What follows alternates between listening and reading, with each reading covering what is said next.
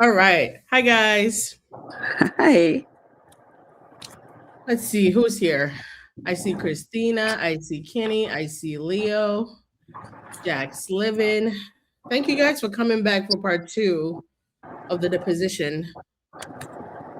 Let's see who's here from where. Oh my God. My bad. All right. All right. All right. We're going to give you guys a chance to trickle in. So Bachi's going to play. Oh, yeah.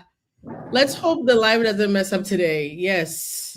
That's right. I have Let's no hope idea what not. was happening yesterday, but yeah, let's hope it stays put this time. So Bachi's gonna play a song while we wait for people to get in here, and then we're gonna pick up where we left off. Could you Yes, tell me what page we are on? yes. Give me 1 second. Let me find it. Because I forgot. I did too, but I should have it lined up. Oh, I did have it lined up, um, and then I closed. Hold on. Let's play the song. I'm gonna look for it. I will Okay. be ready by the time you come back. Okay. Are you trying to get them to settle? That's not gonna happen. She'd rather go bankrupt than admit her part in all this. I know this isn't criminal, but this feels criminal. A hostage situation, a standoff for the ages. You're giving her 2 more months to smear him. She's been relentless. It's non-stop.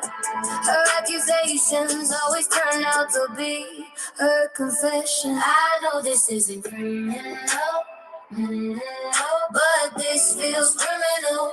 A hostage situation, a standoff for the ages. Get tired of all this? Well, so are we.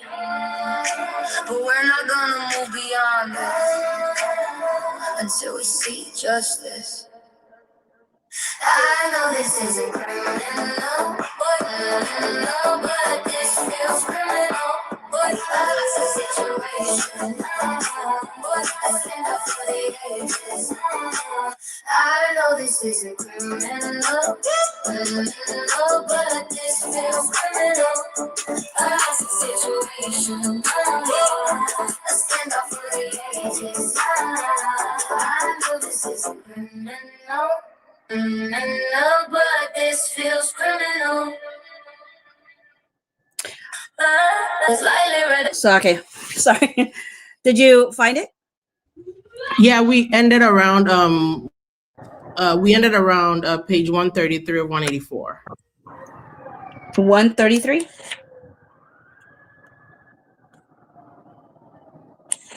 Yeah, page 133 of 184 is around where we left off. Okay. Have we? Okay. Yeah. Give me 1 second. Whoa. Because I was like, what did we last read? I couldn't even remember. Oh, we did talk about the yeah, we did read the circumcision stuff, Yeah. but we didn't read the adding the sex scene stuff. No, we didn't. I don't No. recall that. Okay. Give me 1 second. I like the beat of that. I need to listen again to listen to the song because I wasn't paying attention. I was listening to You I okay? was trying to find the page. Oh. So I need to re-listen to that. Okay. But basically, the inspiration of Criminal was literally like Judge Lyman's like, I have to move this because criminal cases take priority, and I'm like, you know what? I know this isn't criminal, but it feels like it's criminal, and I'm like, I feel like I'm in a hostage situation because they're in a standoff right now. Nobody should be settling, so I'm like, this is going to be, when you said what you said. About you're like, I believe this is gonna go into summer, and I'm like, please, why would it go into summer? I do not want it to go to summer. And now, I always felt that though. You know what's weird? There was an article a long time ago that said that the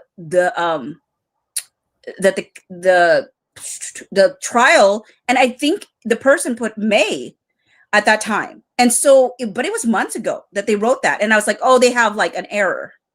But if I find that article again and it says May 18th, then this is a conspiracy. Yeah, but I've always planned. For some reason, I've always felt it's not going to be done in March. Like I don't know if maybe I've always told you like there's going to be a couple months after March where we're still going. But to me, that was just me thinking like there would be stories coming out for at least a month or two. I didn't know that like trial would be moved completely, especially because Judge Lyman had made it clear in the beginning. He was very adamant as to his calendar being what it is.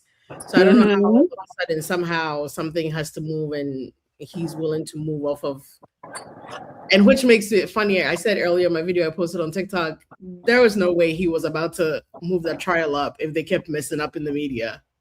He does not have on his calendar to be playing those games. But yeah. Okay. All right. Let's get right into it so we can get out of here. Yeah. Because I have a horrible headache. Which I am so sorry you're feeling. No, don't feel bad. I messed myself up because I didn't eat all day. I was running around, so I didn't get a chance to eat. Let me see. I'm trying to share the screen. Let me know if it pops up. It's being very bizarre. Is it up? I see it. Oh, okay. Hold on. Let me move this so it's covered. Let me hide the sidebar. Okay. All right. It's big enough for you to read? Yeah. All right. If I need to make it bigger. For my granny eyes, yeah, a little bit is better. Not just your granny eyes. I need to find I think granny eyes, but I got no grandkids, but all right, you guys. So thank you guys for being here. We appreciate you. We're gonna pick right up the deposition because we're gonna see if time allows, if my headache subsides, if we can get into Leo. You are correct. I do need some sleep. If we can get into Jamie Heath's deposition at all, depending on how far we get in on this. So we're gonna jump right into it. I will do a quick preview though. I don't know if you read that portion in Jamie Heath where they talk about like the first time Justin Baldoni meets Blake Lively and they're so excited, and he was talking about how everybody loves Blake, and then Jamie Heath and he's like, my daughter, she's a 20-year-old Black girl and she loves Blake. And I was like, oh, I'm sure Blake is like, put that up, announce it. Damn it, I haven't seen that. No, so anyways, that actually makes my stomach hurts. I haven't seen that. What I did see is Blake Lively in her antebellum South glory earlier today. I saw your video on it. She literally looks like she wants to own slaves. I'm kidding. Like she wants somebody to pull her corset tight from the back. Like, well, I'm sure somebody wants to pull it tight. I'm sure somebody did pull it before she left the house. I don't know. But all right, you guys, we want to try to get as much of this done and then possibly.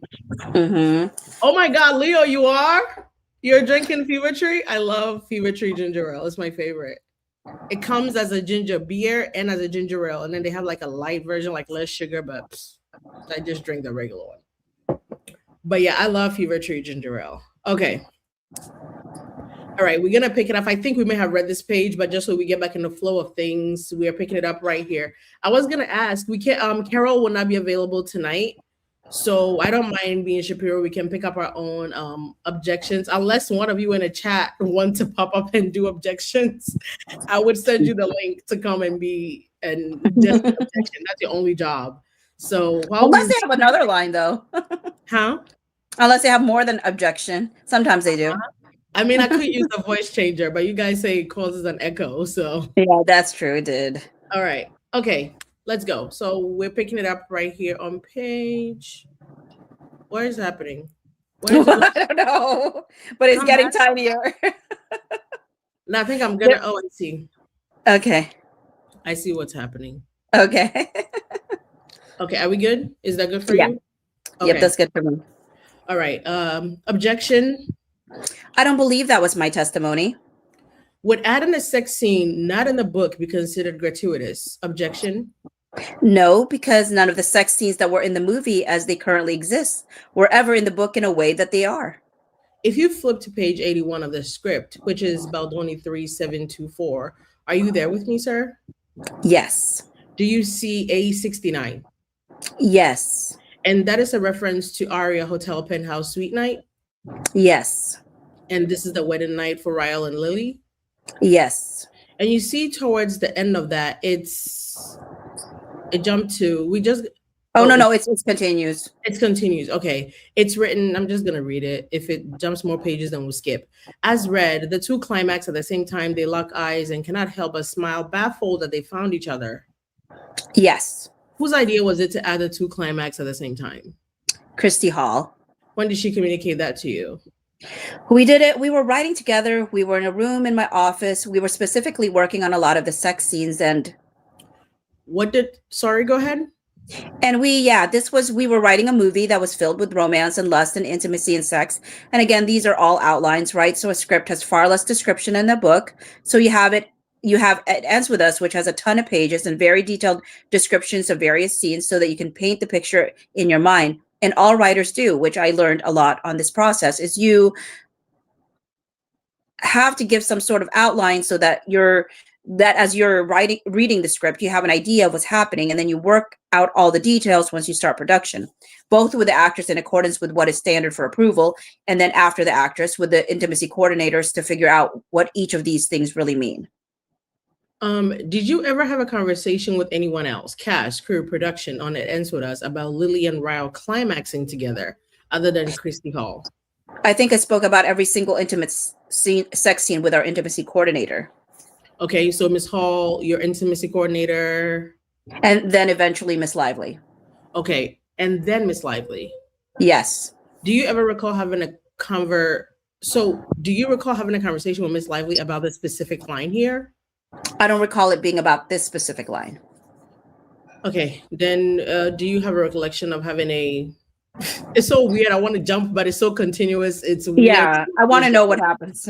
Yeah. Do you recall having a conversation with Miss Lively about the scene in which you discuss you and your wife?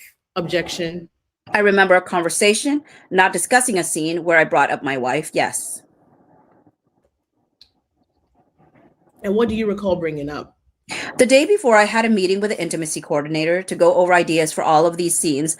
I wrote down a bunch of notes from that meeting. The following day, I had a meeting set with Miss Lively to specifically talk about the sex scenes. That was the actual point of the meeting. In that meeting, I read through and walked through the notes that I had discussed with the intimacy coordinator. One of them was an idea that had come up where Ryle and Lily were making love. Lily had climaxed or had an orgasm, to speak frankly here, and Ryle did not. And the idea as to the intimacy coordinator and I were talking about things that women have not seen on camera yet, things that would be unique, that would be attractive to the female gaze, which has the purpose of that meeting. That idea was that Ryle would then stop and say, just watching you was enough, or I'm good, or something like that. And when I shared that with Miss Lively, she then made it personal and said, oh God, that would mortify me if that happened to me. To which I then responded, as one does, because when you're two grown adults with children who are married in the context of talking about sex scenes, with a movie that you're making with a person who's understanding that there are going to be sex scenes in a book based with a lot of sex in it, the only thing you really have to share are personal experiences. So I said, oh, well, some of the most beautiful moments have been when that's happened with me and my wife. And that was it.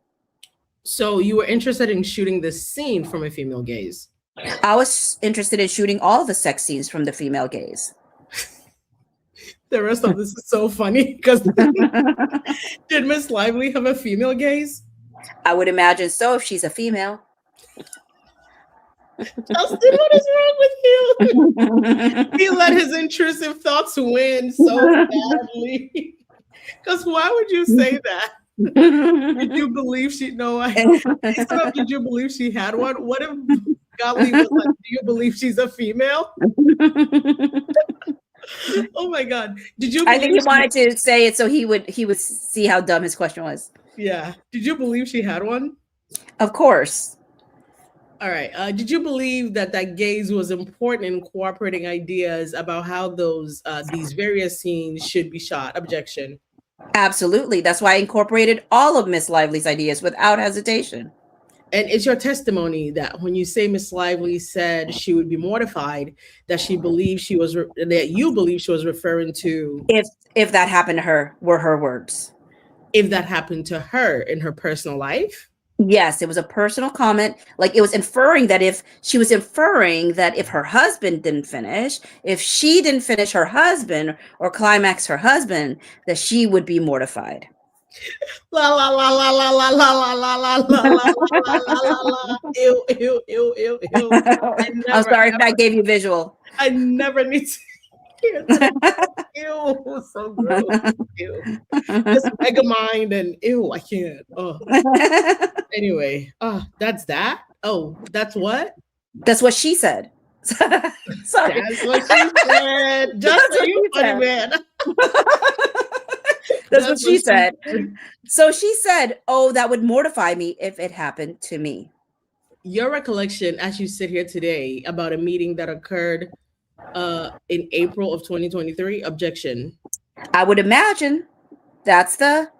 We're going off the record. The time is 1:05 p.m. Lunch recess. Continuing afternoon recess. Tuesday, October 7th. Videographer, we're back on the record. The time is 2:02 p.m. Mr. Gottlieb, which is me. Did there come a time in May of 2023 where you learned that Jenny Slate and Miss Lively had made concerns known regarding comments that you made on set? In May of 2023, I believe, yes. Yes. Who told you about Miss Slate and Miss Lively's concerns? Ange Giannetti, Alex Sachs.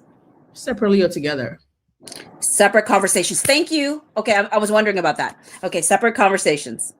With Miss Giannetti, what was that conversation in person? Was that conversation in person? No. On the phone? Yes. Oh, okay, so that answers my question based off of what they wrote. I was trying to figure out, because they said following that conversation, like the Sony executive expressed how it was described to her. So that must mean that the original conversation that they were describing was from Alex Sachs. And then Ange came in and said, let me tell you how they described it. And they were like, whoa. So that tells me Alex Sachs did not tell like Jamie and Justin exactly. She told Ange something different. Because if he told the same thing to Ange as she told them, they would not be shocked when Ange called them afterwards to talk about it. Yeah. To them, it was like a whole new conversation happening. Yeah, very interesting. Yeah. Ever talk to her about the situation or her concerns directly? I didn't feel it was appropriate to put her in that situation. So from that point on, I gave her high fives and complimented her on her work and didn't hug her and never used the word sexy again. I love that. Which that's about Isabella Ferrer. Yeah, and I was like, if you, even though this was about Jenny Slate specifically, if you compare this to the fact that Elizabeth. Oh, this was about Jenny Slate? I thought it was about Isabella Ferrer. Yeah, no, this is about Jenny Slate. The part where, I don't know why this jumps, but there are pages where it connects where they're talking about Jenny bringing up that sexy comment and him saying he apologized to her profusely and everything. And so this page, I know I've read this. I don't know why it jumps over here. Which means, Carol, if you're in the chat, let me know. That means we're missing some pages because I've read this completely on Court Listener, where they asked Justin if he ever talked to Jenny Slate about the situation since the apologies and everything. He says, no, I didn't feel it was appropriate to put her in that situation again. So from that point on, I just gave her high fives and complimented her on her work.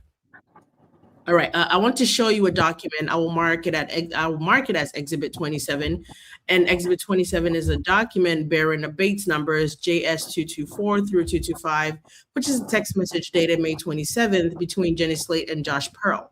Take a minute to read that. Exhibit 27 is marked for identification.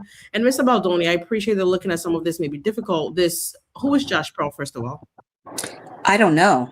The text that we're looking at in the prior exhibit, which is Exhibit 26, and the messages that you had sent to Miss Slate and Miss Lively was from May 30th. This is an exchange on May 27th. Is that right? It appears to be.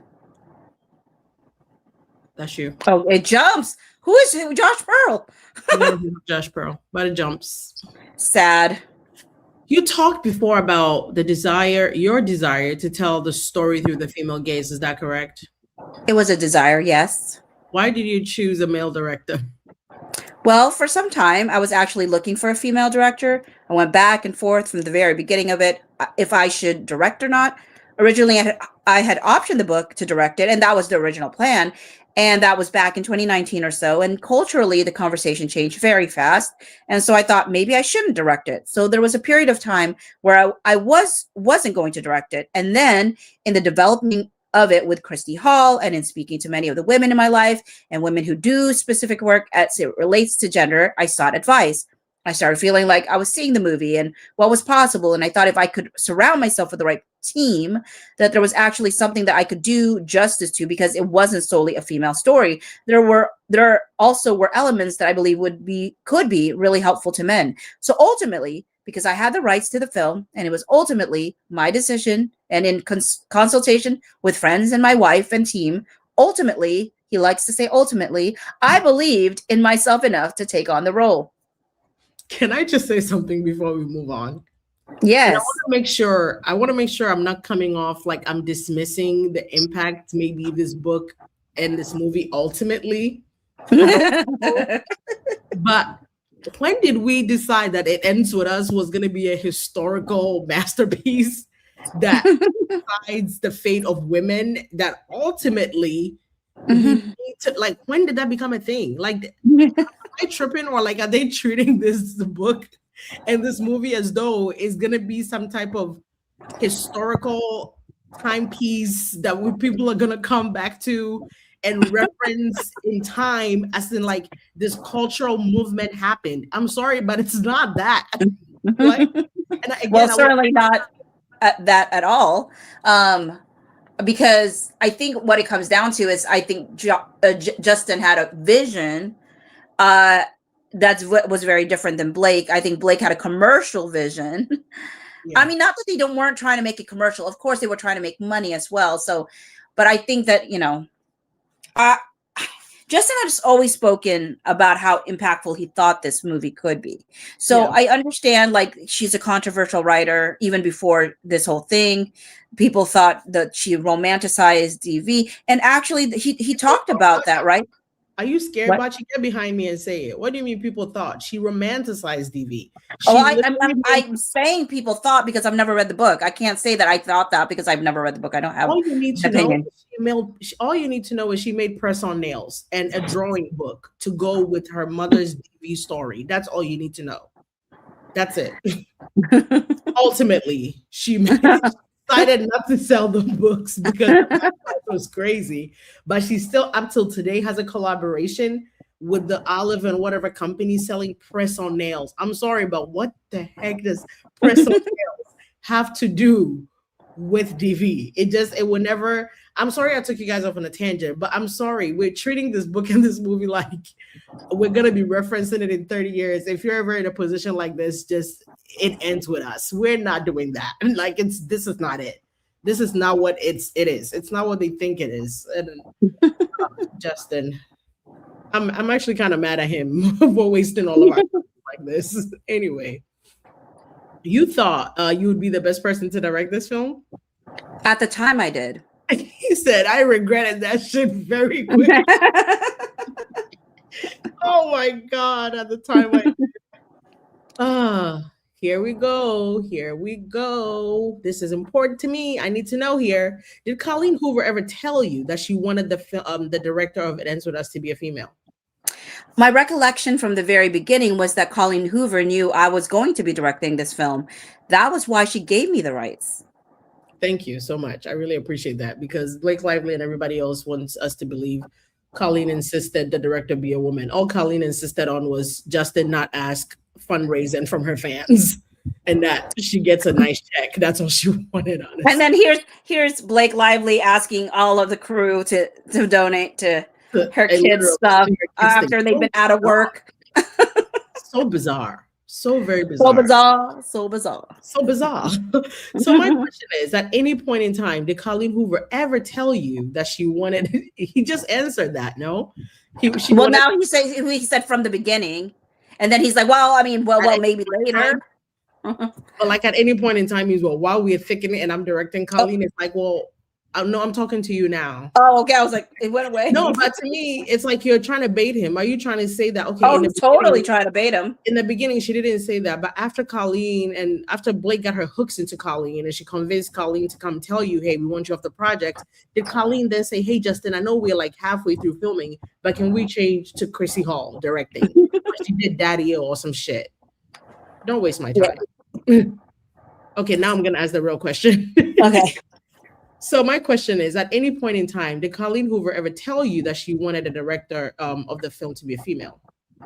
I don't remember a conversation like that. It may have happened, but I feel like I would remember. I think you would have remembered too, Justin. Don't let them try to trick you. A conversation like, I want a woman to direct a movie about DV that's going to save the world. You would remember that, please. And I hate that I feel like in these depositions, sometimes he's changing his memory or his recollection of things in a way. He really did. I did a video on the bar scene. I did a video on the bar scene. So we're going to hit the bar scene. I did a video on it this morning because somebody was asking about it. So I went to it and he definitely changed it. Like, because in the complaint and the video, their complaint and the video match, right? Right. We talked about it. But when he's retelling this, he almost merges like Blake Lively's remembrance of it with his. In his depot? In his depot. So I feel like, I mean, it doesn't change anything. It's still not SH or anything like that, but it does tell me, somebody had said, that really tells you how like maybe a person has been gaslit so much that they almost start to forget their own memories and or maybe he read her complaint and it was just have read her complaint too many times. Maybe, because I mean, I was just like, now he still had the order of hot and sexy in the way, but he just makes more concessions that he didn't. Like, I don't think I saw really in the footage, and that's why I'm like, I'm going to side with the footage, because not only was the footage in line with your complaint, like you saw that back in January, by October, like now it's getting all fudgy in your head. So Let's read it and see. I'm interested to know. I'm interested to know. Okay. All right. So, okay. Do you recall having a conversation with anyone where they told you maybe, oh my God, with anyone? Okay. What if you met somebody at a grocery store? Like, what if you met somebody at a grocery store and they were like, I think a woman should do it. You want him to answer to that? Do you recall ever having a conversation with anyone where they told you maybe the director of this woman should be a female? Should it be Christy Hall? Let me see. Yeah. I think during the time that I was just discussing where there was a big shifts culturally, yes. Which is why we were looking for a female director for quite some time. Okay, but ultimately, do we need to make an ultimately merch? Ultimately, redacted ultimately. But ultimately, you decided you would be better positioned to tell the story. Objection. I wouldn't characterize it that way at all. Okay, quick pause. I think instead of making multiple merch that says redacted or whatever, we need like one tote bag that has like ultimately redacted, amalgamation, authorship, all the like keywords from this case that only people from this case would understand. I think that's the way to go. Ultimately, I'm gonna make that merch. I'm so funny. Okay. Do you recall ever saying to Brendan Sklenar on the film set something to the effect of, I have to tell you something, but I don't want to get canceled or lose my job. You can't say anything on this set anymore. Oh my God. I have heard that in someone else's testimony, and that is not something I said. That's also not the way that I speak. I don't think so either. That is very weird. I mean, I will say this, Elsridge. Every time I've read the quotes from Justin in her complaint, I'm like, who's this bad author that doesn't even know how to speak like Justin Baldoni? Like, that does not sound like Justin Baldoni. Yeah. Like, if he's going to say that stuff, he's going to say it differently. Anyways. Why would he feel comfortable enough to say that to Brendan Sklenar at all? Well, I mean, Brandon and him were fine at that time. But still, like, again, he doesn't talk like that. But no, he doesn't. He doesn't speak that way. It's weird. Whose testimony did you hear that in? I believe Jenny Slate's. Can't wait to get my hand on that shit. Mm-hmm. Did you come to ever feel like you couldn't be open or candid or unfiltered on your set? Yes. But not for any reason that is inferred in that text. Nor would I ever say anything to Brandon Sklenar like that. Clock it. So if somebody said they heard you say that, your under oath testimony would be that they're mistaken. It's be that they're lying. My under oath statement is that I don't believe I ever said anything to that effect to Brandon Sklenar. Did you say to Miss Slate when you made the sexy comment that you could say that because your wife was there? Objection. My recollection of the sexy comment was that it was all kind of said in one sentence. And was the one sentence? And what was that one sentence? Miss Slate walked in. As a director, I was doing whatever I was doing, getting the set ready. I looked over to her. She was wearing, I believe, black leather pants, which were designed to, I'm sure, look sexy. And without thinking, I said something to the effect of, "Oh, wow, those pants look sexy on you."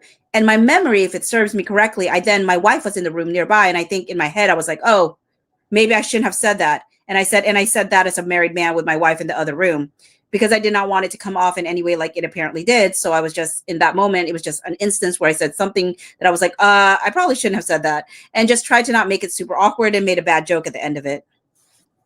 Like, isn't that like a normal occurrence? Now, why are we literally in the position talking about this? What you just described to me, I probably shouldn't have said that. My wife is in the other room. Is that something you said out loud, or is that in your head? Well, it was like an internal dialogue. This poor man. Internal dialogue? Like, it just came out. It was an instance where I said something without thinking. This case is not real, I swear. Oh my God. Okay, have you ever discussed, in the context of the event of this film and what happened on set, have you ever discussed trying to describe them as a component of neurodivergence? Objection. That being an instance, yes. Okay, we jump. And anyone that you thought sexual harassment was being insinuated or suggested about you or your conduct? Objection. I'm not sure, but I know that I certainly didn't agree with or the insinuations. If you had thought that sexual harassment was being insinuated, suggested, would you have wanted some kind of investigation to be done or to exonerate yourself? Objection. I'm not sure. I'm going to mark a document. Before I do, Mr. Baldoni, I see you have a drink in front of you. Yes. That's a drink called Update, right? Yes.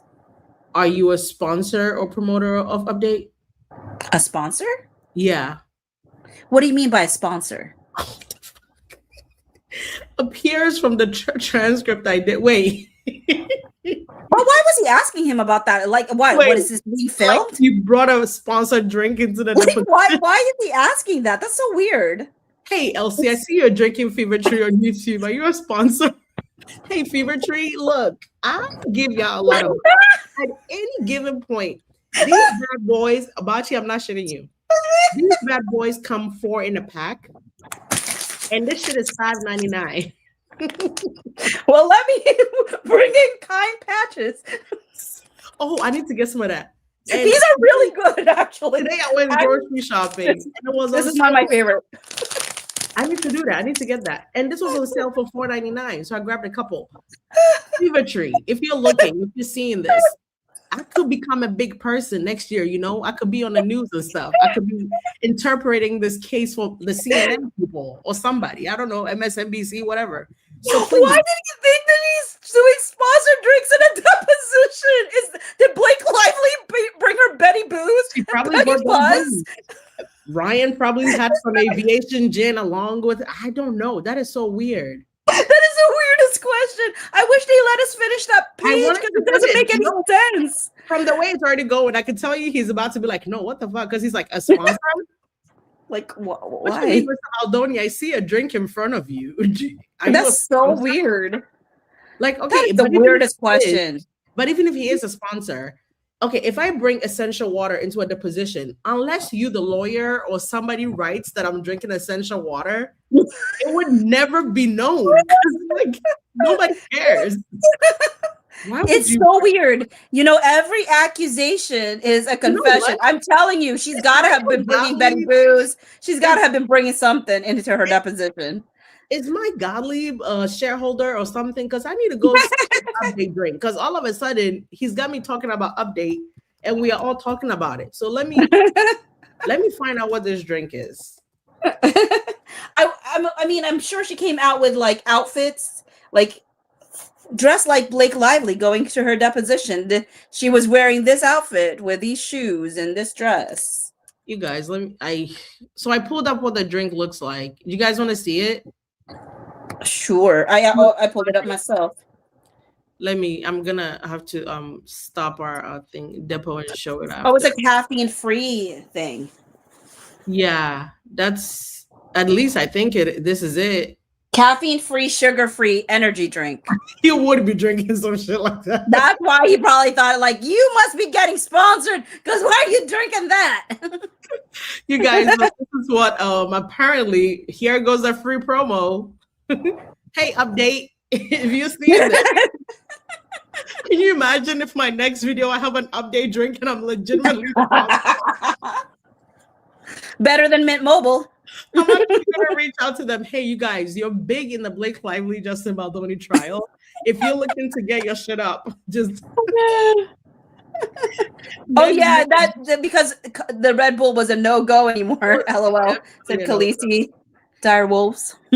Definitely a no-go. Oh my god. Anything that sounds too good probably is just saying, you guys, I'm dying at this update drink. Okay. Yeah, it's weird that why would he be drinking a sponsored drink in a deposition? Like, what in the world? This is not being filmed on Madison Square Garden, okay? There's no need for commercials. Boccee, which one did you guys think he had? The green one, the blue one? Knowing Justin. I feel like the blue, but it may be too masculine. It's berry, lime, and peach.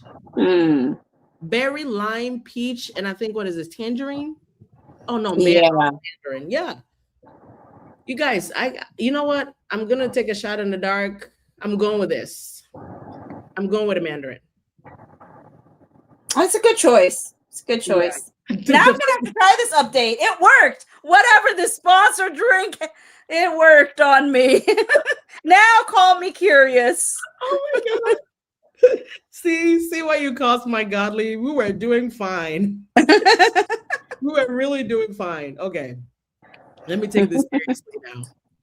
All right, you guys. Everybody go are we ordering some? You know what? I may need to just order some to see what's up. Yeah, me too. I want to know what this tastes like. I want to know what's about. And then maybe we all gonna tag Peach people in the videos.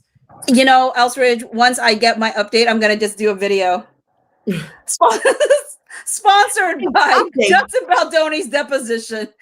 You know what's so perfect about the name of the freaking drink? Is that there's an update in this. Hey guys, every time you have an update, you just go update. In honor of my godly guy, there's an update in the Justin Baldoni legal trial. Well, today, it's not supposed to have caffeine, so I don't know why I did woo. But anyway, update.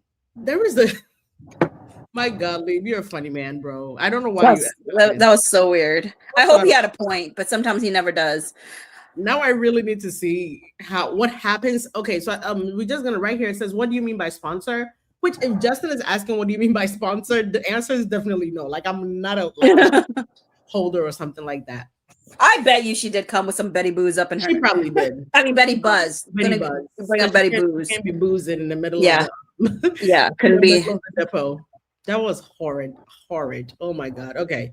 Appears from that's you. No, appears from the transcript that I did. How would you characterize your using the word sexy? Okay, this is the bar scene. Yeah. So in a conversation where I was speaking to Miss Lively about her wardrobe as the director, I wanted to see the onesie because all the characters were wearing onesies. She had a large jacket on and we were having a bit of a negotiation as I was trying to gently ask her to remove it. And like many conversation with Miss Lively, there's a back and forth that can go on for quite a while, quite some time. And it got to the point where I believe I said to her that it looked hot, to which she replied earlier she had said she thought it was cute. And that's why she wanted to wear it. And then I had said down the line, I had said it looked hot. And she said, that's not what I was going for. And then I made a joke. I said, sexy. And she goes, not that either. And then immediately I paused and I said, I'm sorry, did I just cross a boundary? And Mrs. Slate, Slate shared what we talked about earlier, to which case I thank them both. I apologize to Miss Lively again. And in the middle of, getting everything ready, I think at one point I let Miss Lively know that she had something in her teeth before filming because we were getting ready to go shoot. And then I came back later, 5 minutes later, before we started filming. And I thank Mrs. Slate for what she said. I know, that's what I'm saying. He did not do that. Okay, finish it and let's see, because what is he talking about? I said I said something along the lines of, that can't be easy. I wish you didn't need to say what you said, and I really appreciate you sharing that with me. And I apologize again to Miss Lively for using the word sexy as it related specifically to her character's wardrobe. And the good thing is, it'll tell you the thing about like what Jenny Slate was saying, okay, so which is helpful. Yeah, keep going. Because he does say, yeah, I know. I know. I felt you too. Yeah. Okay. All right. Were the cameras recording when that exchange happened? The cameras for the movie? Any cameras? I believe there was some behind the scenes cameras filming. Yes. Have you watched the video from that exchange? I have. He has, and he still said that. Yeah, well, I mean, back in January. Okay, yeah, he does not have a good memory. Have you produced the video from that exchange in this case, Miss Lively? I believe every single piece of video as it relates to the movie was produced from my attorneys. When did you last watch that scene, that recording? January, maybe? Yeah, bro, you don't remember. You didn't mention anything about missing the HR meeting. Did you say anything about missing the HR meeting?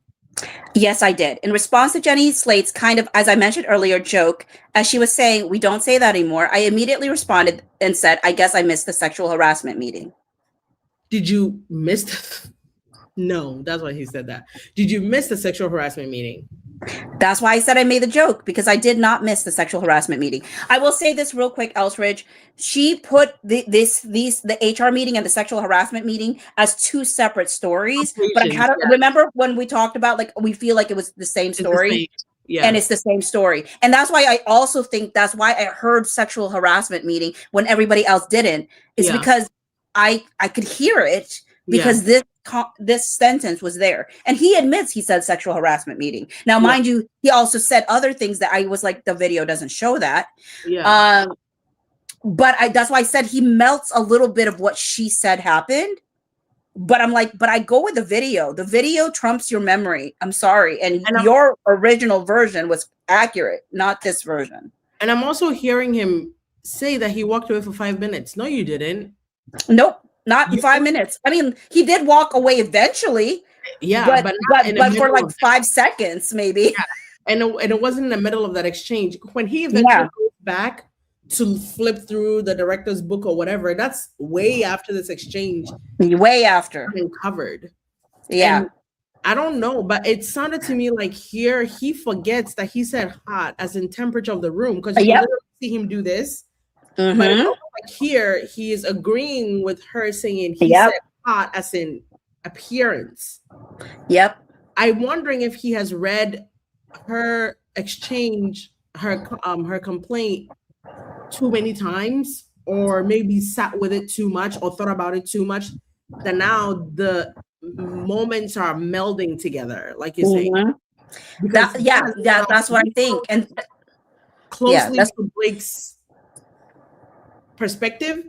Again, like you said, at the end of the day, it's not SH, but he's given more credence to her story than his own in this instant. And it's that's why I'm saying the good thing is we have video. Yeah. And I was like, why did he the reason I said before I trust Justin Baldoni as a more reliable narrator was because his version of what happened in that bar scene closely matches. Yeah, he didn't bring up the whole sexual harassment meeting thing, but it doesn't change the fact that what he did share still happened the way that it happened, right? And I think he didn't bring it up because, like you said, it was a conversation with Jenny Slate, and Jenny Slate's not the one who's suing, and so he probably didn't bring it up because it wasn't important to the story, because again, she's not the one suing, and yet Blake makes it seem like it was towards her. Mm-hmm. But we looked at that footage and said, "There's no way." He was looking at Jenny Slate when he said it. you made that a point a couple of times, and it was pretty much like they were in conversation. Jenny definitely said something that made him turn to her and made that comment. So yes, like for Carrie, when he said, I guess, sorry, even the facial expression after he like rolls his eye, he's not even rolling his eye at Blake. It's kind of like in the air, because that's after he talked to Jenny. So he says, yeah, I guess I missed the sexual harassment meeting, which again was a joke because he did make the sexual harassment meeting, obviously. So you're asking, is he saying that he missed the SH meeting was a joke in response to a joke that Jenny had made? Yeah, I mean, I don't know if it's a joke Jenny had made, but pretty much after he said the whole, she said the sexy thing and she said, that's not what I was going for. Jenny said, yeah, we don't say that anymore. If it was a joke on Jenny's part, I don't know.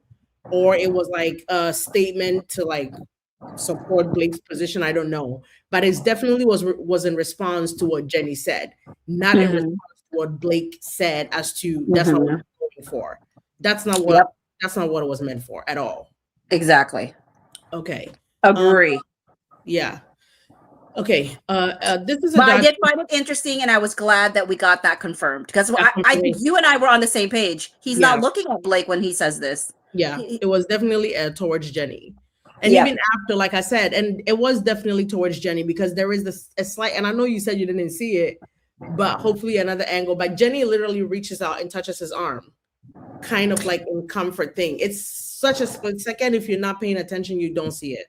Also, I want to say this, Elsrage. Remember when she texts, I believe it was Jenny Slate, right? She texts Jenny Slate on the 27th or so, around there, 28th, and they're commiserating together. And she's like, I just hate that he keeps bringing it up. And I was like, well, how did he get to bring it up when you complained on the 26th that, he doesn't find out until the 29th, and he acknowledges it on the 30th, and you get it probably on the 31st or whatever. And then you see him on just June 1st. Like, when does he get to?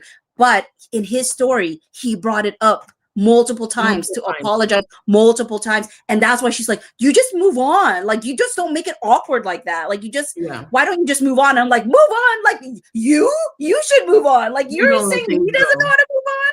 You don't know how to move on. Yeah, you don't let things go either. Like, you want to harp on it. At least he wasn't able to move on because he felt bad. You just don't want to move on because you want to. Anyways, whatever. Jesus. All right, let's look at a document. Exhibit 30, marked for identification. This is a document that's been marked as Exhibit 30. Another text exchange between Ms. Sachs and Ms. Giannetti on June 1st, 2023, and it bears the Bates number SPEBL 2026 through 2035. And I'm really only going to be asking you, Mr. Baldoni, jump? I hate it. Yeah, it jumped. Okay, fine. Okay, my answer. It's you. Yeah. Thought Miss Lively was upset, and that's why she was sharing the story.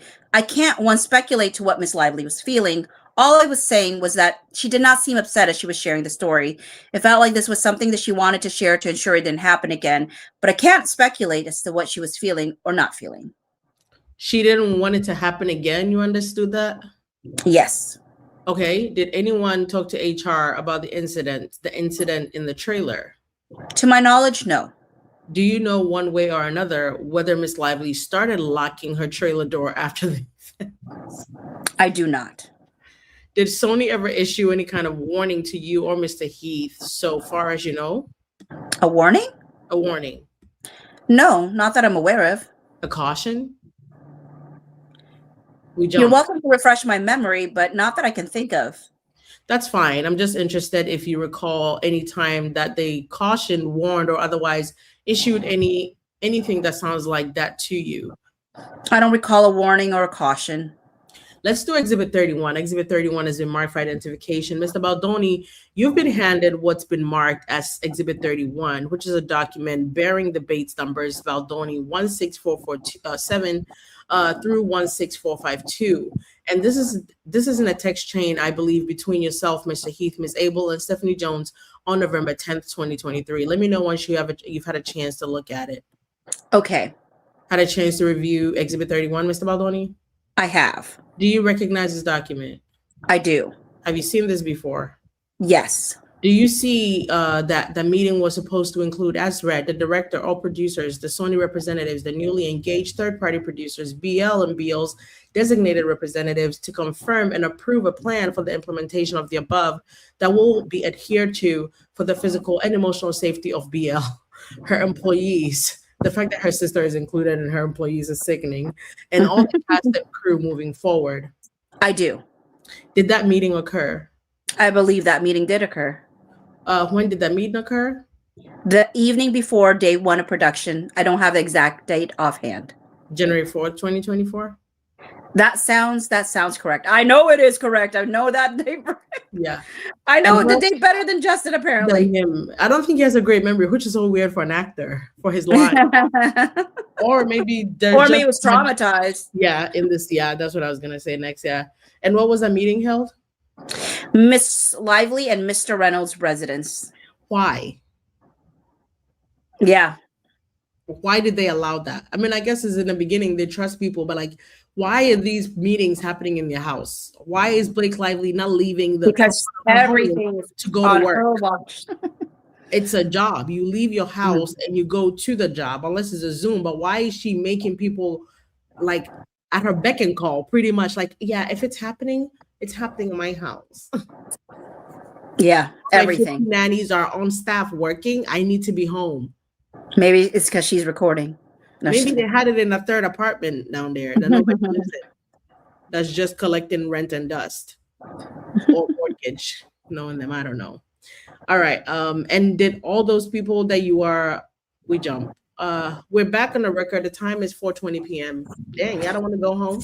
Mr. Maloney, before the break, I had handed you Exhibit 32. I'm going to ask you about your message that appears on the first full page of Exhibit 32. Exhibit 32 is a text chain between yourself and a number of individuals on November 12, 2023. Is that right? Exhibit 32, marked for identification.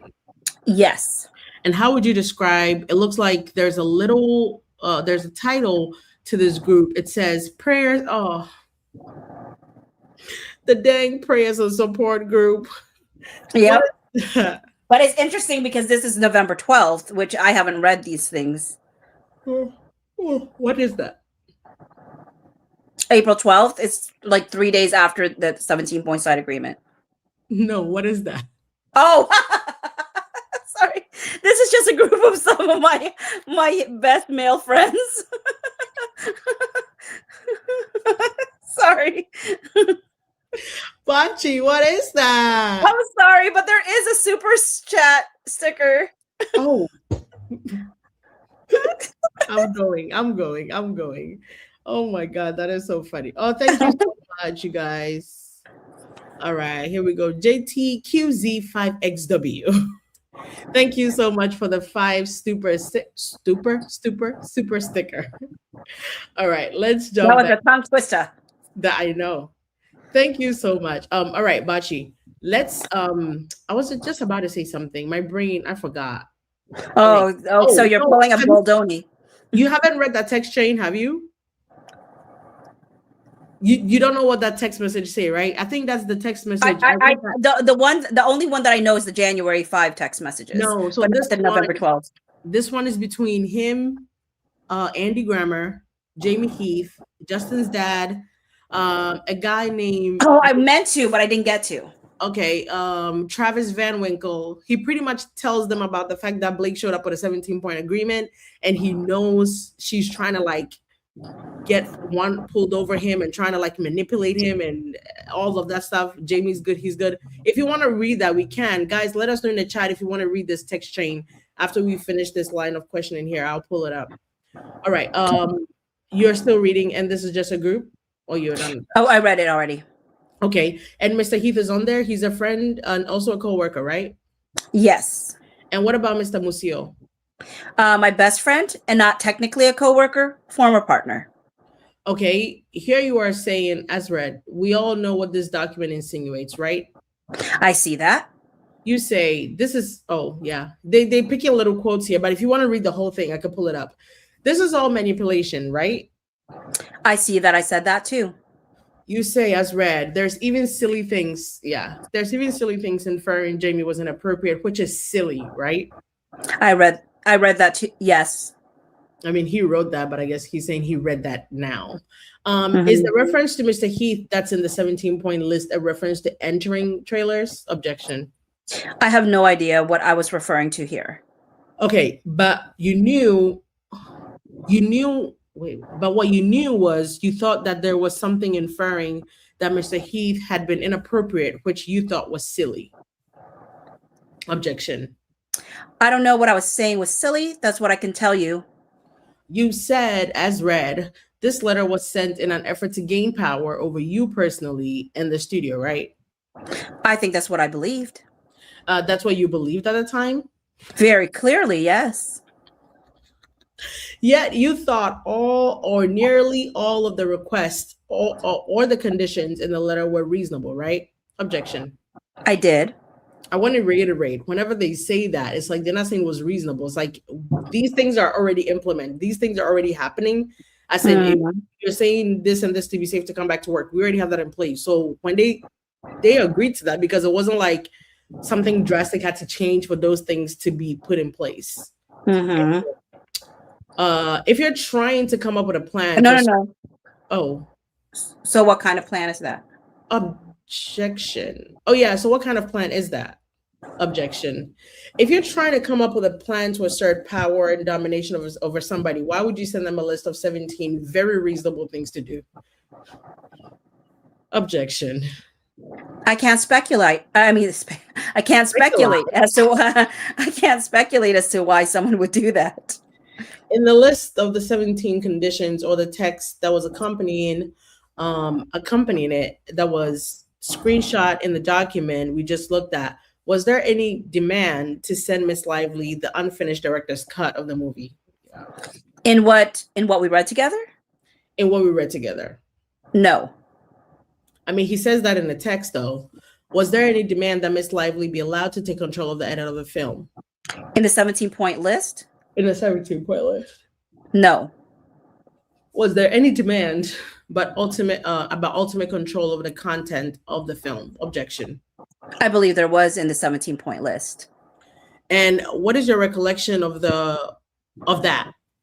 I believe there was a paragraph where she asked for ultimate control over some of the content of the film, just like what you said. What content was that?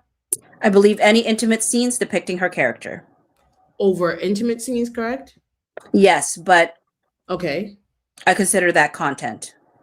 You say to your friend group, as read, we don't believe she will leave or leak to press, but this is her threat of a nuclear bomb. And as she knows, this is the only way to get to me. Do you see that? I do. What do you mean this is the only way to get to me?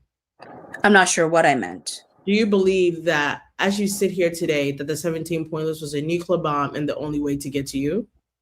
Again, I don't know what I meant. This was a text sent in a very confusing, dark... Jump. Hey, boccee, there is another super chat. Oh, now you caught it.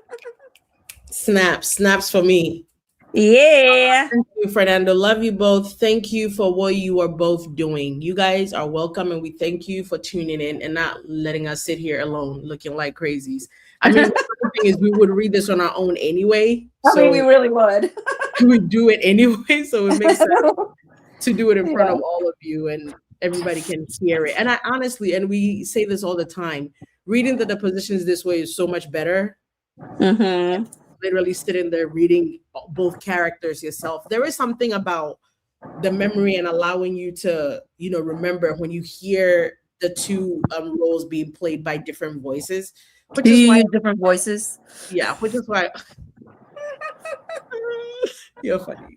Which is why I wish you guys would allow me to use my voice changer. Anyway, okay. We jumped down to that came. Oh, that's you. That came to our attorney. So yes. And it involved issues relating to personnel. And it involved issues relating to personnel and employment with respect to the film, right? Objection. Yes. So why did you feel like it was appropriate to send details about that to a friend group that included lots of people that didn't work at Wayfarer Studios? Objection. I don't believe I sent the document itself or any attachments. You just described it. Objection. I wasn't aware that there was anything in that document saying that I couldn't describe it. Spicy, Justin. Before, when I was asking you about the incident in Miss Lively's trailer involving Mr. Heath, did you ever take any steps to confirm or learn what had actually happened in that meeting? Objection. My understanding is anything that happened during that meeting interaction was discussed in person and worked out. And my recollection is Mr. Heath apologized to her for even looking in her direction. That's what he was apologizing for, and it never happened again. That will always bother me. I'm sorry. It's like that whole looking in my direction thing, and apologize. It will always be sick. It will I'll always be sick over it. And I hate that they also keep asking like Justin, Alex Sachs, and everybody else wasn't right outside the door when this happened. They keep trying to act like it has to be some great thing. Jamie had to come back and report to them, and they wouldn't have had like any idea of what happened. They were right outside the door. And plus the fact that they didn't know anything had happened. Because Blake Lively acted like nothing had happened, and the first time they hear about it is on June 1st when Alex is like saying to Ange, "Oh, as it turns out, actually, when she finds out for the first time through Jenny Slate, so she doesn't even hear it from Blake Lively."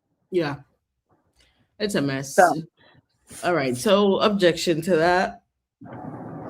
I'm not sure what further steps I could have taken, as Miss Lively herself spoke to Jamie, and they were the two people involved. You later came to learn that Mr. Heath had a different view of what happened in that trailer with Miss Lively, right? Slightly different at the time. And so did you take any steps to try to ascertain those whose version of the events was correct or accurate?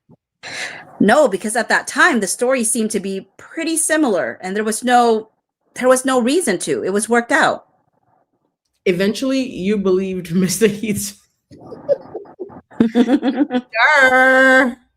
Eventually, you believe Mr. Heath's version of what happened in the trailer. Objection. Again, at that time, which was 2023, the versions were very close. They seem to be very different now. Earlier, we talked a little bit about the January 4th meeting in Miss Lively's apartment. Do you recall that? Yes. You said, well, withdrawn. You attended that meeting? I did. It was memorable. What? It was memorable? It was traumatic. Objection. That's one way to put it. Exactly, Justin. Exactly. Would you characterize it as traumatic? Yeah, you should have started with that. For me, would. I'm not sure if anyone else would. Sir, we all do. I'm only asking about you, sir. Objection. Yeah. During that meeting, did Miss Lively read a list from her phone? She did. Do you have a distinct memory of her reading a list of incidents or items from her phone to the group during that meeting? I do. Okay. Oh, 1 second. Oh, Jesus. I'm going to mark the next exhibit, Exhibit 33. Mr. Baldoni, you've been handed what's been marked as Exhibit 33. This is a document bearing the Bates numbers BL38461 through BL38462. Exhibit 33 has been marked for identification. Have you had a chance to review this exhibit, Exhibit 33? I have. Do you know one way or another, one way or the other, as you sit here today, whether this is the list that Ms. Lively read from her phone during that meeting on January 4th? This was not the list that Miss Lively read from her phone. How do you know this is not the list that Miss Lively read from her phone in that meeting on January 4th, 2024? For one, she never used the wording "no more." So that's how I know, first off. Have you ever read this? Possibly. Okay. Do you know that based on your specific recollection of how she spoke to you during that meeting? I know that because I was present and in shock of what I was hearing and paid very close attention to the words, and "no more" was never used. It also says an updated list, so I'm not sure when it was updated. Okay, well, apart from your identification of "no more," do you have any other reasons to believe that this list is not what Miss Lively read from during the meeting on January 4th, 2024? Objection. I think that's a big one. I mean, the fact that she never said "no more" shows it's not the same list. I'm asking if there's another reason. Yes, there are I would say there's quite a few things in here that were not read or discussed that day. Do you recall Miss Lively saying during the meeting that this was the worst experience of her life? Well, she also told Megan too this wasn't. So which one is Yeah, it? she's a lying, or her memory has failed her. I do. Do you recall her saying during the meeting that others had witnessed this behavior? Objection. I don't remember those exact words. No. Do you recall the words creepy or abuse being used in reference to your behavior? I definitely don't remember the word abuse. I think I remember the word creepy. Do you recall feeling embarrassed while Miss Lively was reading out these items? I think that could be accurate for one of the things I was feeling. Yeah. I want to mark another exhibit. Before I go on, Mr. Baldoni, I can't remember if Ann Janetti is one of the people whose deposition you listen to. Yes, completely. You see here the word creepy and abuse were used in reference to me and my behavior.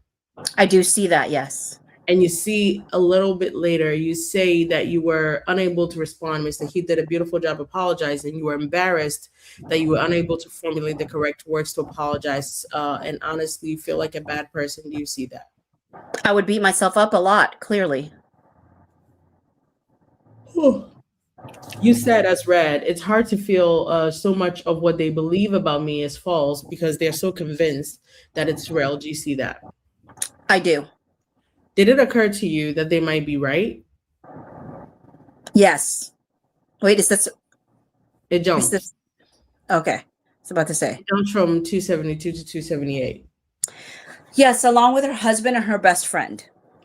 And the kind of person who could help get the message, the important message of your movie out, right? Objection. Yes, I hope that that would be a big part of it. Oh, this is the Taylor line. Yeah. So you have disagreed. So would you have disagreed in December of 2022 if somebody had said to you, Miss Lively has a terrible, well-known reputation in the industry, nobody likes her? Objection. Nobody told me that. They should have. If Katie Case and Brianna Coslow had told you that in December of 2022, would you have found that very surprising? Objection. I don't think I can speculate on that. Okay, on the previous page, 18853 at 11:01 a.m., you say of Miss Lively, as read, she had the nuclear bomb. If she doesn't promote the movie, she can leak that I'm a bad person or that she felt unsafe with me and all the stuff she has on me. Then she's a victim. It's a Taylor Swift playbook. So she can ask for whatever she wants because she knows I know. Do you see that? I do. Did you mean that? Objection. What part of it? All of it. I don't know. You had agreed to the conditions that Miss Lively asked for to return to set, right? Yes.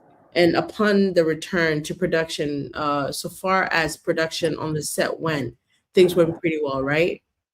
According to your own complaint, everything went great. How are you holding up, Elsridge? Refer to her. I'm okay. Refer to her Miss Lively leaking, I'm a bad person, or that she felt unsafe with me. Objection. I think when you are somebody small in the industry like myself, and you're dealing with a titan like Miss Lively and some of the most powerful people in the world, which are her best friends, and you're in the situation that I was in, I think is very reasonable, especially at this point, to be concerned about what's possible and what's not. I was spinning at this point. Is there anything else you can think of other than the material contained within the 17-point list or the list that Ms. Lively read from on January 4th that as you sit here today, you might have been referring to when you referenced the nuclear bomb that could be leaked? Objection. Nothing about the 17-point list, but I assure you that the list that was read to me contained complete fabrications of the truth. So I very well could have had that be a part of what I felt scared of, lies. But I didn't know anything. I know that at this point, my gut feeling was that she was going to take over the film. Lies. When you say lies, you mean lies insinuating that you had made Miss Lively feel unsafe? No, that's not what I mean. Lies insinuating that you had sexually harassed Miss Lively? Objection. No, I'm speaking about lies in general. You're the co-head of Wayfair Studios, are you not? I am the co-chairman. The co-chairman of Wayfair Studios, but the executive's answer to you and Mr. Sarowitz. Objection. Objection. The executive answer to our CEO, and our CEO reports to me and Sarowitz. And you testified earlier that you could fire the CEO if you wanted to? I imagine I could I imagine I could. And it's Mr. Sarowitz money to finance the particular project, is that right? This co-financed. Co-finance. Yes. If you had wanted to, could you have just decided not to go forward with the movie? Right? You could have just decided not to go forward with the movie, right? Objection. At what point? At any point. Not necessarily. As of February 23rd, 2024, could you have pulled the plug on the movie? I don't believe so. Even you don't believe you could have done so without inviting litigation? Is that what you're saying? Objection. I believe this was the biggest project that we'd ever invested in, ever had, and we had a tremendous amount of money invested in it, and so did Sony, who were our partners. So we had an obligation, a fiduciary obligation to Sony and to Steve's family to not pull out of the film. To not lose that money. Objection. It wasn't just about money. It was one of the major factors, yes. But why are they even if it was just about money, why are they making it sound like it's bad? Like, yeah, how about we don't want to lose 25 some change $1 million? Yeah. Okay. But nonetheless, you're the co-founder of Wayfair Studio, right? Yes. You're the director of the film, right? Yes. You're the co-lead actor, right? Yes. You're an executive producer, right? At the time I was. That is a lot of accumulated power on a movie, is it not? It is. Oh, it is. And also, I don't think it's unusual. Is that a typical arrangement that you're familiar with? To Mr. Heath, we jump again. To Mr. Heath, for what you were saying the night before, right? At 2:23 p.m. on the 27th on page 33565. Yeah, I believe we could sum it up that way.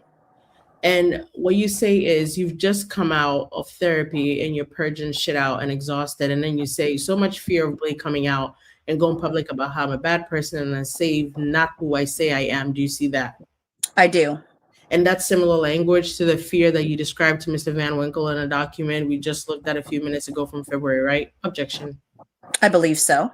You were very concerned that Miss Lively would go public with some of the materials or allegations that had been contained from the 17-point list in the list that you read on January 4th and in the list that you read on January 4th, right? Objection. Again, I disagree with anything to do with the 17-point list. But you think it might have referred to items that were in the January 4th list? Objection. I'm sure I had feelings about the lies that I felt were in the January 4th meeting, but I think it's a very reasonable feeling that I'm expressing here. Mr. Baldoni, was the thought of someone saying publicly that you were not who you say you were one of your biggest fears? I think based on where I was emotionally in my healing journey, therapy at the time in going through this film, I would imagine that was a fear, yes.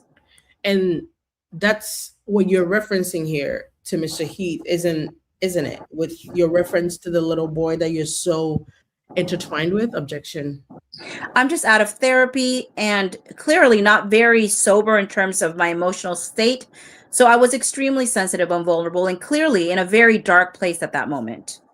I understand, and I'm sorry to press on it, but you're saying to Mr. Heath, I think particularly in the carryover message at 2:33 p.m. on the 27th, that your personality is being overrun by this little boy who feels scared and threatened. Is that what you're conveying to Mr. Heath in that message? Objection.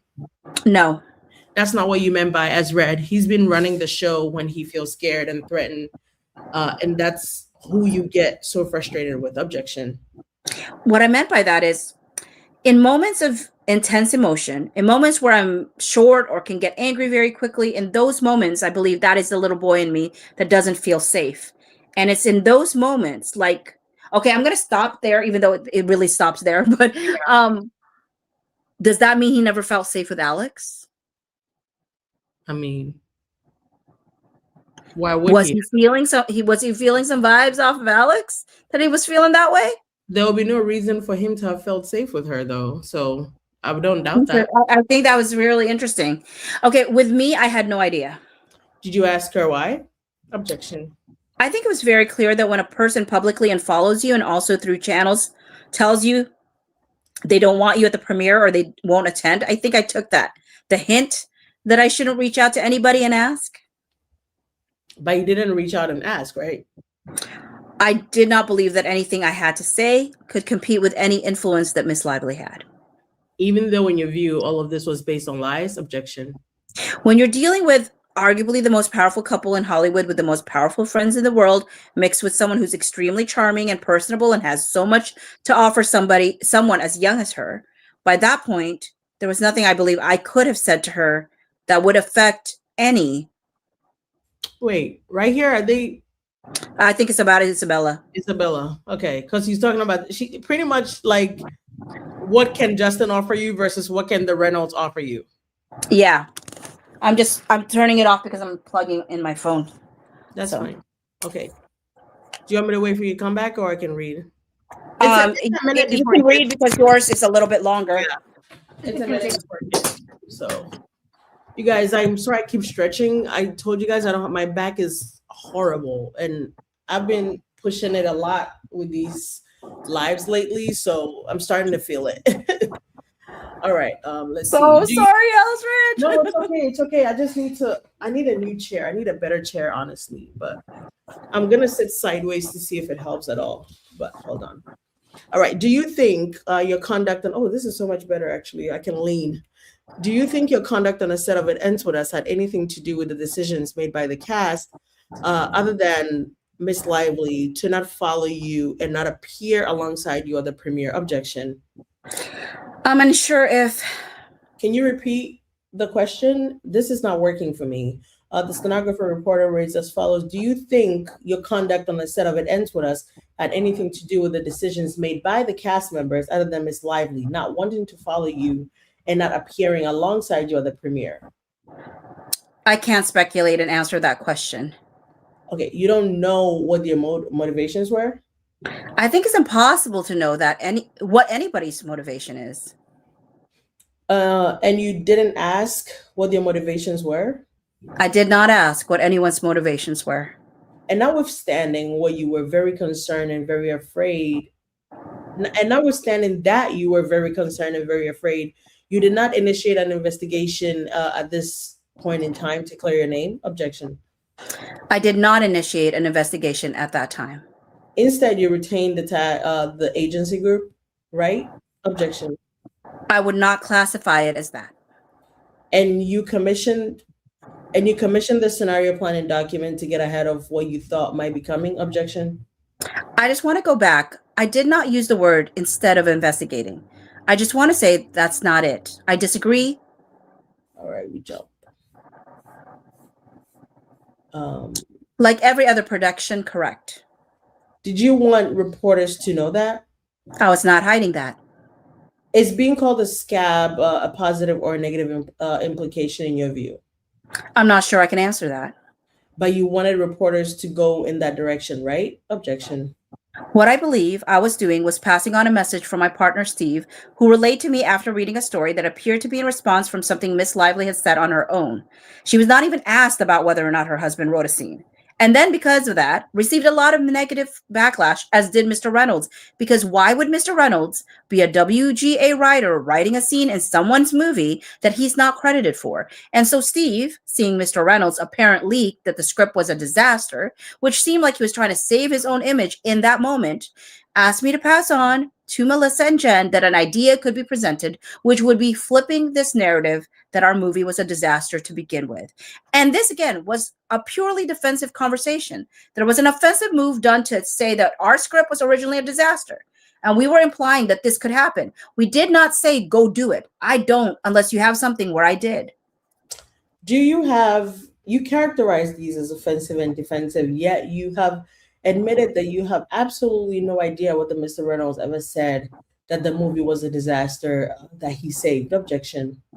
Untrue. I do know he said it. You know he said that the movie was a disaster that he saved? Yes. And you know the how? Okay. He said it. He said it at the January 4th meeting in person to my face. And did he say that in public anytime that you have ever heard him say that? I found it odd. That's something he said to... Jump. I can figure out what he said after that. It's like, how do you think his exact words ended up in that article? Oh. We're done. What? Oh, we're done? Yeah. I mean, do you have any stamina left for Jamie Heath? Because there's some good stuff in Jamie Heath. What is stamina exactly? I mean, I don't want you to be pushing yourself too hard. Like, so if you're done, you're done. I'm literally like doing a lean back right now because Yeah, so I don't want you to be suffering, is what I'm saying. So how many pages? Oh, I mean the Jamie Heath okay. So there's a 4-page Jamie Heath, and then there is like 110-page Jamie Heath. I'm talking about the 110. We don't have to do the 110, but like I just mean, can we do the ones that are highlighted and see how far we can go before you're like tap out? Here's what I want to do. I don't want us to start and kind of leave people on a cliffhanger. I feel like we can round out Justin. It's Justin not done? No, I'm not. We're done. We're done with Justin. Okay. I'm saying I feel like we can maybe let this live round out Justin. And my son is still awake and he needs to sleep also. He needs to be up in the morning. Oh, okay. And I need to, normally I would stay up. Carol, don't laugh. Normally I would push, but between my and maybe Girl, look what she stepped out. Buddy, with update. Maybe if I get an update, I could update myself. But honestly, if I just drink this update, I can give you the update on Jamie Heath. Yeah. I think maybe we can all right tomorrow. And how about this? I'm making you a promise that tomorrow I'm gonna make earlier dinner plans. And then if you can be available 5:30 p.m. your time. No, I have to physically be somewhere. Well, actually, I'd be probably driving. No, I can make that happen. Somebody said Elsa Go Rest next live can be while you laying in bed. Wait, would you guys be cool if I literally did a whole live laying in bed? I feel like YouTube is way formal for that. Well, you know what? I used to think it would be too formal for that, but you know what? I have found it's not. I've been sitting on my bed this whole time. You know what? I think maybe like a pre-recorded, it's not cool to lie down in your bed while you're like, hey guys. But alive, they understand. You're just living. Live, they understand. Yeah. No, but if you guys would be cool, I might literally end up in the bed for the next. I might consider that. No, but okay, let's do that. Maybe Carol, we can even bribe Carol to show up. Kind of like recharge. But let's do the next one. So again, what is the plans for tomorrow? Are we aiming for 5:30 PST or I mean, what were you saying as far as your commitment? Oh, I have to physically go into work, but I have an all-day training. Usually I facilitate, but this one's one I'm actually taking. But after I finish that training, I'm coming back home and finishing up work here at home. So I should be able to just bounce out of where I'm working and come in. Do we want to aim for, because today we started at 10, do we want to aim for 9? We can. If you finish work at 5:30, I want to give you like 30 minutes or something to kind of I finish at, well, usually I finish at 5, but I have changed. My work hours are usually from 7 to 5, but I've actually switched it to 8 to 6. So just because sometimes I'm a morning person, but I end up doing other things in the morning. Okay, so let's do this then. Let's because I want to make sure the boy sleeps and he can wake up on time. Oh, somebody, wait, if you're calling me Elfie, are you from TikTok? Shorty P1000? Ah, Elfie. Or they saw the video where you were. Oh, you saw him, Bachi. wait. Either way, know the Elfie reference. Oh my God. If you know what, if YouTube would give us filters, I could last longer, because then if I fall asleep and start snoring, nobody would know. But here I'll make a beat out of your I'm just kidding. Wait, you guys did it. But those of you who know the story, Bachi fell asleep on TikTok live before. And I literally, me, Raven, and Alicia, we sang lullabies and we did a whole show. And then woke up in the middle, like I was almost like about to end the live. And you really were. I was about to blow up your phone, but funny enough, I was groggy. I was like, what if her phone is on silent? Always is. Said your phone is literally on silent. Yes, I never have it on. Glasses. Just get the glasses with the eyes. I'll see. Oh, that is so smart. I definitely need that, and I need some blue light. And I think you guys, typically, I'm somebody who could stay up till the next day if I have to. But I'm operating in such a deficit. Like yesterday, I went to bed at like 6 a.m. this morning, and I woke up and I had to get my son to school, and there was an emergency, and then I had to come back home, and I haven't been able to catch up on sleep. And then the day before, it's still like every time I think I'm gonna make up the sleep, I don't. So I need to, until I get myself back regulated, I'm gonna feel this exhaustion. right Yeah, around. makes And also sense. the lights too. It's everything put together. But I thought Bachi was gonna be like, well, Elsie, all this talking, we could have been reading Jamie Heath's deposition. No. I mean, I like I said, I just want to make sure that I respect what your body's feeling, Yeah. because you know. Typically I would stay, but I don't want us to start, and then I definitely start feeling it, and then you're like, Elsie, wake up. And then Carol is not here, so she can't even like pick up my slack. So I say, guys, let's vote for tomorrow. Let's feel it out, but pretty much 9 p.m. My time, 6 your time, and let's meet here. And again, I'll try to drag Carol. If Carol is not available, let's see who in the chat would want to join us. But Bachi, they want a song. What song are we playing? Oh, what song would they want? Can you play them oh no, you know what, never mind. I was gonna say, can you play Isabel Ferrer's one, Came Back Down, but it's not right for the moment.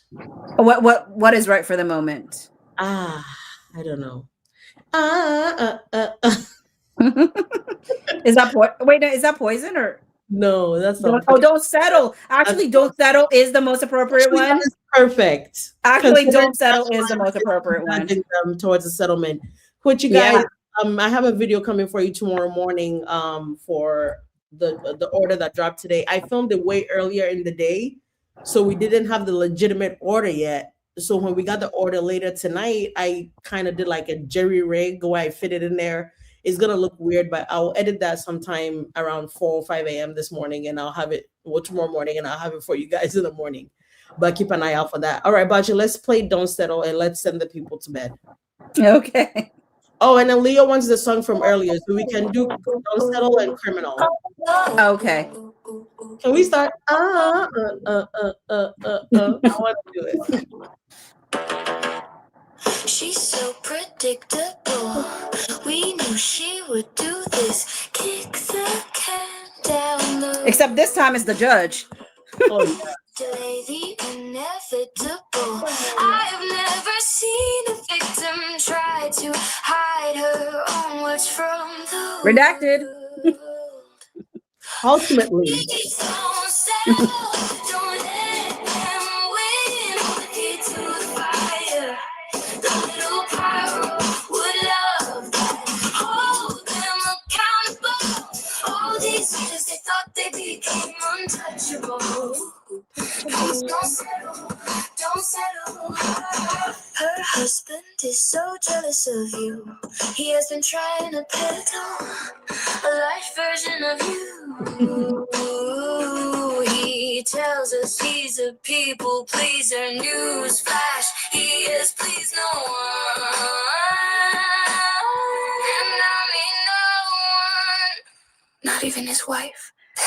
Please don't settle. Let them win. Feet to the fire. The little pyro would love that. Hold them accountable. All these years they thought they'd be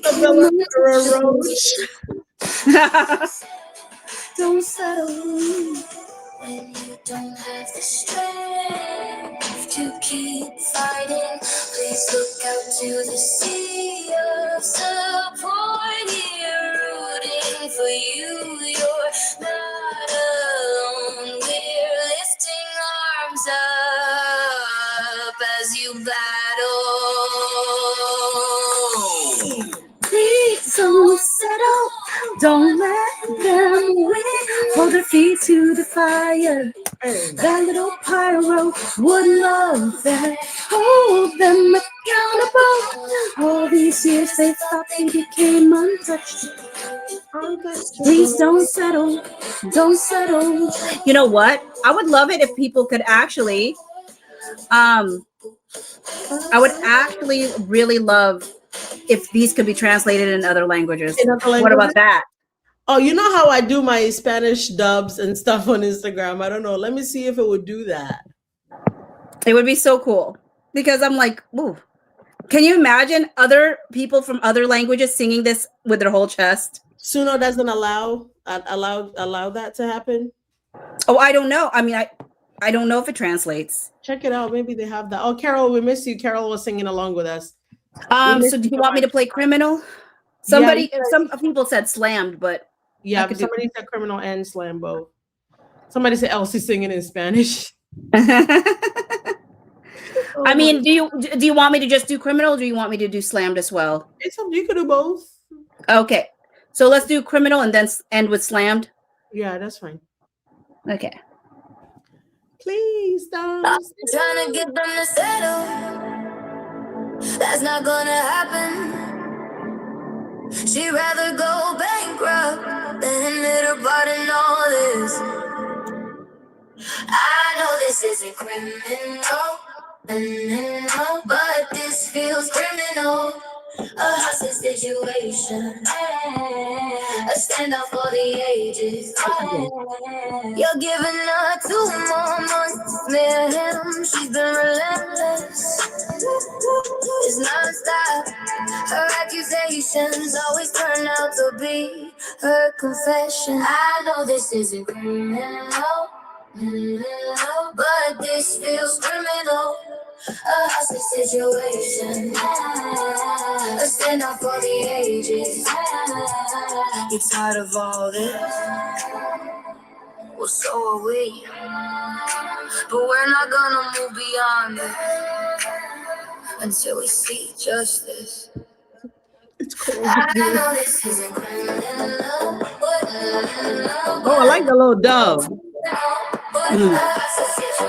I actually like it when it speeds up and then it slows back down because it gives a feel of like running away. It's cool. And I like right here. It gets kind of gangsta. Hey. I would love to hear these songs in different languages. I love that. There's something very beautiful about hearing it in other languages. This would do so good, like with a K-pop kind of vibe. Like oh, you guys, have you heard about K-pop Demon Hunters? Stop playing. Of course. What do you mean? What about it? Wait, this is not news? No. What do you mean? What do you mean? The show? What do you mean? What do you mean? It's like a girl band. They're like these. No. But I mean, but what do you mean? Like, are you listening to it for the first time? I mean, I haven't heard the album or anything. I just heard this one song, this golden song. The girl was so nice. This one girl, her name is EJ. I guess she's like the lead. She's always in the middle. She parts her hair kind of like she has such a deep voice, but apparently she sings very high key. And she's like, she didn't always have talent like that, but she sings very, very well. Wait, what do you mean the show? I don't understand. They have a show? Oh my word. Okay. You have not watched a Netflix show where it came from? No. Wait, why did my camera just go? Wait, what are you talking about? It was shooketh. It was shooketh, Elsridge. It was shooketh that you have not watched the show. That's what I thought you were talking about. It's a big hit. It's like huge. That's why I thought you were playing with me. Are you talking about? I don't think we're talking about the same people, baby. Hold on. We really are. And that's why I'm shook it that you were like acting like this is okay. Like, how many people are in the band that you're talking about? 3. 3 girls? Yes. And it's an animated show, but they have the actual singers. No, I'm talking about real people. Yes, they have their actual singers have come and done like the parades and all that stuff now, but they were made for these singers. So yes, it's the real singers are now doing their own shows, but it came from this animated show or what is it called? Is it considered animated? I don't know. You need to watch it if you've not watched it. It's a hit for a reason. Wait, okay. So I'm talking about people, but you're talking about an animated show that are about these people. So they get the people who sang in that movie are now doing these tour things as as these people. Yes. But I'm just saying, go to Netflix and watch it. You got to watch the movie. Watch it on Netflix. It's called K-pop Demon Hunters. Wait, so now you got to watch it. Yes, and you gotta. Oh my word, I'm shook at that you did not know about. This is such a big phenomenon right now. I love that you don't know. Yeah, it's a movie, not a show. If I'm saying show, I don't mean a show. Like it's just a movie. Guys something. Okay, let me make sure we're on the same page. There's a girl whose name is EJ. She has these two friends. I forget their name. And they went on Jimmy Fallon and sent some. Oh, damn it. What is the song? Yeah, if you're talking about Golden and all these different songs. The song is called Golden. Uh-huh. Yep. Uh-huh. And it gets to like a super high-pitched voice. And then there's this backstory about the girl had bronchitis or laryngitis or whatever. So she couldn't really sing the high-pitched voice, so she had to come down and go, I'm not hiding now. Yes, girl. Yes, yes. Yes. You're telling me there's cartoon version. Yes. It was born out of that thing. Now, technically, they were the ones singing it, but you know what I'm saying? And how old is this? It's just this year, but it's huge. It's huge. It's a huge phenomenon. Like literally, it replaced Frozen for kids. Now they really? everything. Yes, you gotta watch it. You gotta watch it. My kid doesn't watch TV, so it doesn't matter. Your kid will love this. Men are loving this. The men are singing it and dancing to it, and like it doesn't matter what gender. It registers for everybody. Okay, you gotta breaking news. I thought I was telling you guys something. Okay. No, you've got to watch this. I'm telling you. Never mind. No, you need to watch it. I'm going to be very, very sad if you don't watch this movie. You need to watch this movie. First of all, you basically forced me to watch Queen Charlotte. You did not regret it, right? Because I don't suggest, I don't get this. Like, you have to watch it unless it's good. And Queen Charlotte was good, was it not? But I've also told you I have this thing where I refuse to hop on. It's a movie. It's just a movie. It's just a movie. It's not that long. It's not a show. It's not multiple episodes. It's just a movie. 39. Oh my God! Why are the cartoons looking exactly like the people? Exactly our point. Yes. The one girl wears these little two buns, and EJ does the two bang thingies. Yes. You gotta watch it. You will love it. You're going to love it. I promise you. That's a little too on the nose for me. Why are they dressing? Because literally that's what it was based off of. It's about their life. Okay. It's about it's the movie, and that's their singing. Like they're singing the parts that they sang for the movie. But you have to watch it, and you got to come back. Your kid will love it. I promise you. Well, let's find out. He's awake now, tearing up this house. It might calm him. Who knows? I don't know if it's because if he gets very songy and stuff, he might not be calm. But he doesn't watch TV in general, so he doesn't care when stuff is on the TV. Like he doesn't watch TV at all. So wait. You got I don't know the other girl's name. I only know about the EJ girl because every time something comes up, she's very intriguing to me. She's funny too. I think she's funny. But the other two, I never hear them talk. I don't even know their names. Okay, I'm gonna watch it tonight. Yeah. I'm gonna sleep right away. I'm gonna watch it. I'll let you know tomorrow. How about I'm so excited. I am so excited. You know what? Elsridge? Yeah, I'm listening. All I will say is I need an update.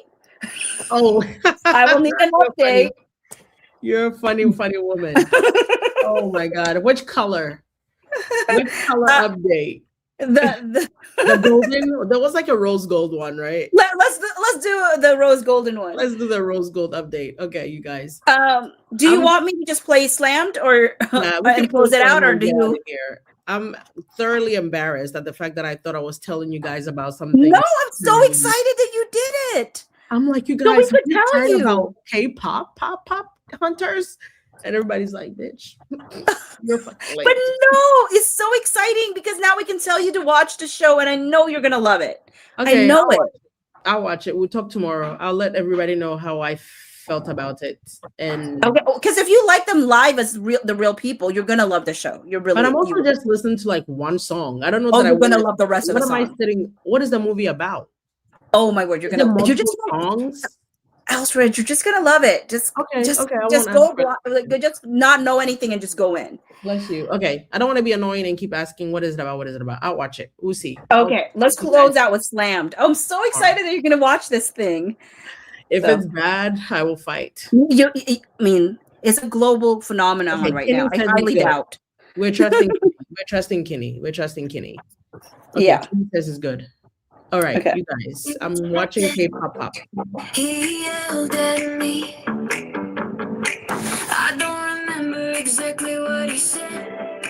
He yelled something and slammed his hands down on the director's chair next to me and walked away. Slammed his hands down, stop, rewind, slam the chair, stop, rewind, slam the chair to the ground. Who's doing revisionist history now? You said, if he does something like that to me one more time, I'm going to walk off the movie. Well, you never walked off the movie, did you? So I'm gonna guess he never did again. Slammed his hands down, stop, rewind, slam the chair, stop, rewind, slam the chair to the ground. Who's doing revisionist history now? You don't remember what he said in June, but you could do a play-by-play of what Jenny said in May. That's convenient. Slam his hands down, stop, rewind, slam the chair, stop, rewind, slam the chair to the ground. Who's doing revisionist history now? Slammed his hands down, stop, rewind, slam the chair, stop, rewind, slam the chair to the ground. Who's doing revisionist history now?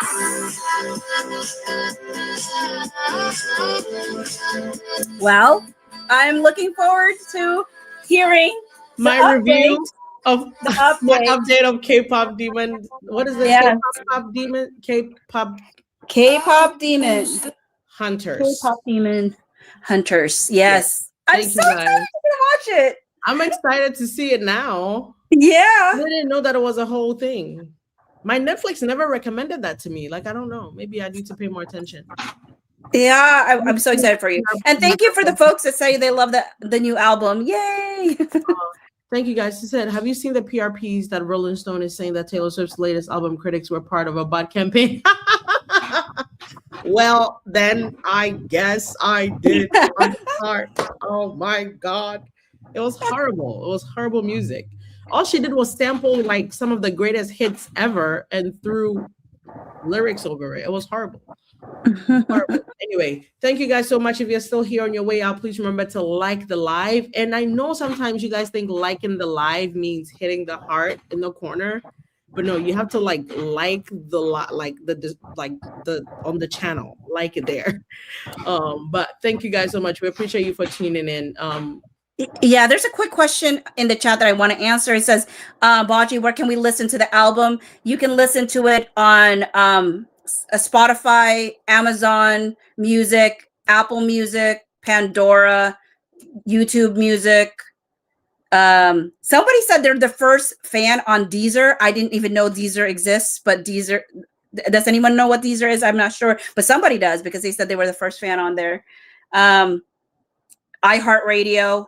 There's more, but you can find it anywhere. So if you're listening on any platform and you just want to see if my song is on there, you just look for Boccee Go Hawks and see.